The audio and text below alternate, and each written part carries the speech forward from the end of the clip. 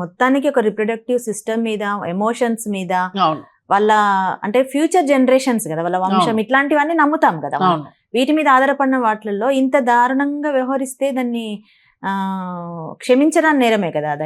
అట్లాంటివి ఛాలెంజింగ్ అండి. కానీ ఇప్పుడు మా క్లినిక్ తీసుకోండి, మనం ఏం చేస్తామంటే to ensure that this correct sperm egg mix అవ్వటానికి ఇప్పుడు 4-5 ఎగ్ కలెక్షన్స్ కూడా మాకు ఉంటాయి. ఎగ్ కలెక్షన్స్ అంటే 5 పేషెంట్స్ కి నేను ఎగ్ బయట తీస్తున్నా ఇవాళ, రేపు నాకు 3 కలెక్షన్స్ ఉంది ఫర్ ఎగ్జాంపుల్. ఏం చేయాలి, మనకి విట్నెసింగ్ అని ప్రొసీజర్స్ ఉన్నాయి.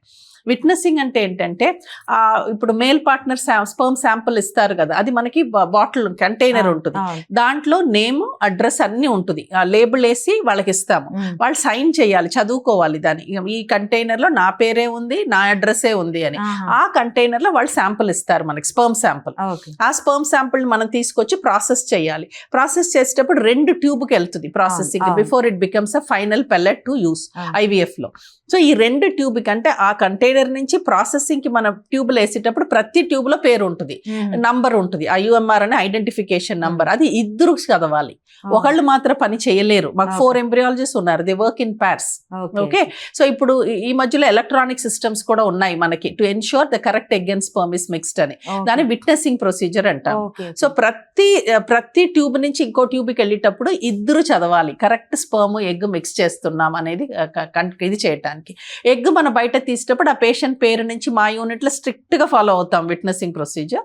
సో ఏ పేషెంట్ ఉంది అనేది ఆ ఎగ్ కలెక్షన్ డిష్ లో పేరు ఉండేది, 4 ఎంబ్రియాలజిస్ట్ చదువుతారు, మా నర్స్ వెళ్ళి కన్ఫర్మ్ చేసుకుంటారు, నేను కన్ఫర్మ్. ఇలా చేయకుండా మనం ప్రొసీడ్ అవ్వము. ప్రతి గ్యామెట్ అంటే ఎగ్ ఆర్ స్పర్మ్ ఒక డిష్ నుంచి ఇంకో డిష్కి వెళ్ళేటప్పుడు కంపల్సరీ ఇద్దరు ఉండాలి, కన్ఫర్మ్ చేసుకోవాలి, ముందుకెళ్ళాలి. So that is a very very important thing, we take it very strictly.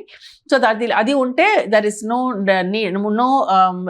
This for error అనమాట, తప్పు మిక్స్ అదన్నీ ఉండదు మిక్స్ చేసేది. So we take it very very seriously. So we can say hand on heart you can go and check అని, it's not a problem.